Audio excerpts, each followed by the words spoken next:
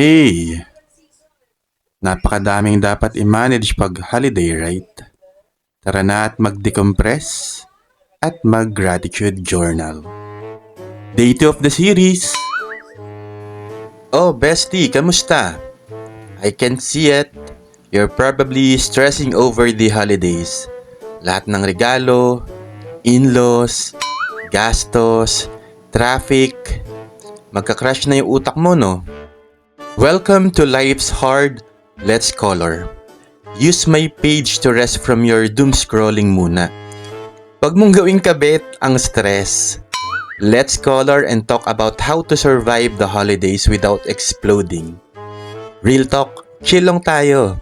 Pero kahit real talk, may malasakit pa rin. Okay, bestie. Before anything else, let's do a quick grounding. Focus lang tayo. Let's relieve our stress. I want you to name 5 things you see around you. Ano, bestie? Baka yung dirty laundry yan, ha? 4 things you hear. May tahol ba ng aso o traffic ng mga sasakyan? 3 things you can feel. Sige, check mo. Mainit ba? Malamig? 2 things you're grateful for. Bilog pa rin ang mundo, di ba? 1, breathe in and out. Sige, tapusin natin to, bestie. So let's talk about the holidays, bestie. It's coming, and you know it's that time of the year again, right? Christmas.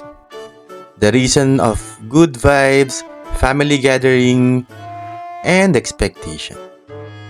Alam mo, every year, parang may rulebook na kailangang sundin. Parang yung expectation na magbibigay ka ng 13th month gift kahit hindi mo naman kayang i-afford or magbigay.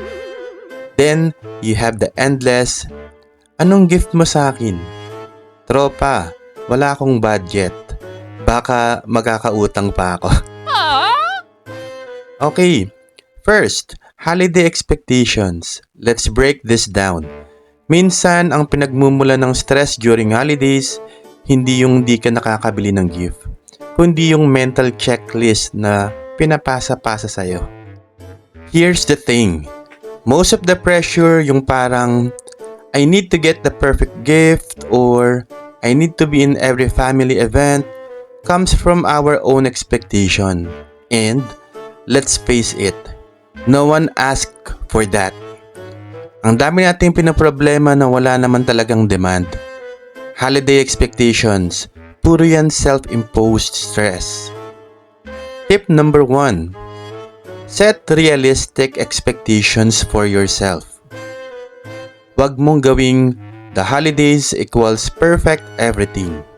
Ang totoo, kahit yung mga influencers sa Instagram, hindi yan perfect. So why put that pressure on yourself? Yung perfect Christmas na makikita mo online, hindi yan totoo. Chill lang tayo dito. Set realistic expectation na mag-enjoy ka lang at hindi ka magkaka-stroke sa gastos. Tip number 2. Learn to say no. Bestie, mahirap yan. Pero it's for your own sanity. Ang daming mga invitation na parang, uy, Christmas party, pumunta ka. Lalo sa work. Pero may budget ka ba for that? May time ka ba for that? Hindi ba parang isang weekend na lang tapos magka-cancel na naman? Madaming effort, right? Bestie, bago tayo magpatuloy, comment mo nga kung relate ka dito.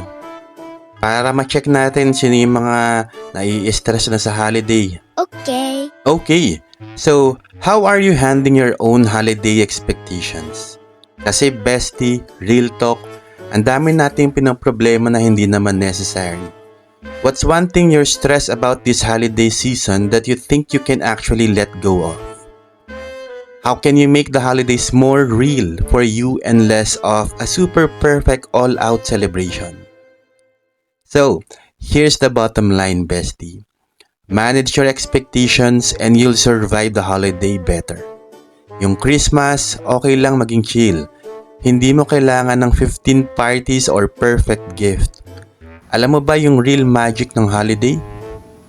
It's about how you spend your time with your loved ones.